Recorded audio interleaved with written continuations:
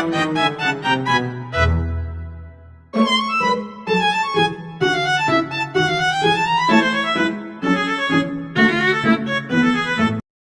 everyone, welcome to our EGII320 project. Today we are showing you the project that took our sleep, our energy, but also gave us the best engineering moment of this semester. This is our EGII320 project, and trust me, it's way cooler than we expect. Let's go! So, what did we actually use to build this project? First, the PLC, the brain of the system. Without this thing, nothing moves. Literally nothing. We use sensor to detect the balls, pneumatic cylinder to put and sort them, and solenoid valve to control the airflow, because air is power in this system. For monitoring and control, we use a V-box connected to a display, which lets visualize the system status in real time and control the operation dot and HMI interface.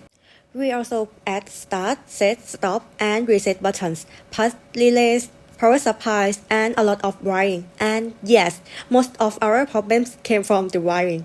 Then how actually it works? First, we write the PLC program to control our system by Beacon PLC.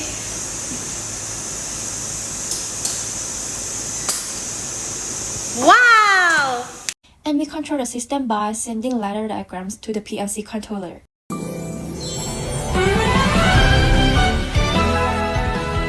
Ohio, Onei-chan.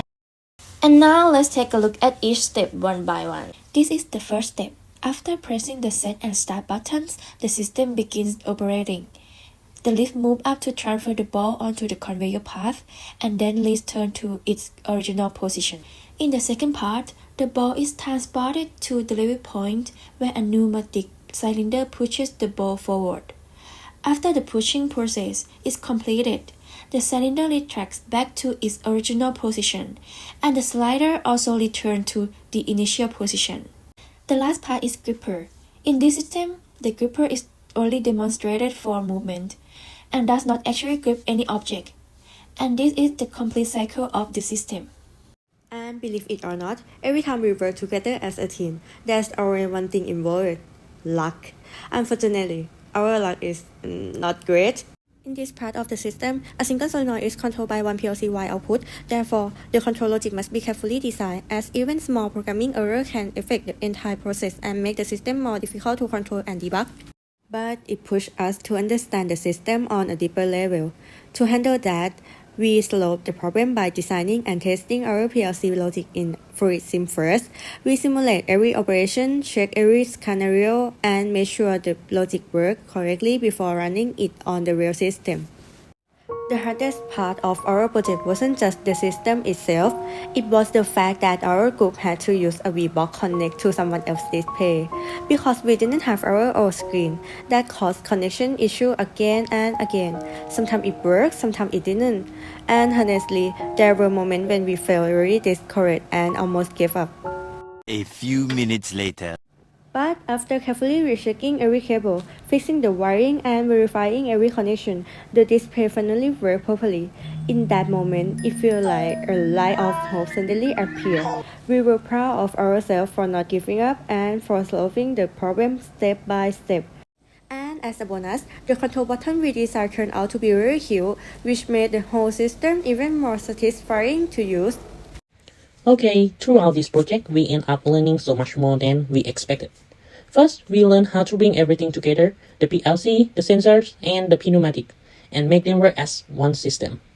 We saw firsthand how important teaming is when you are dealing with real mechanisms.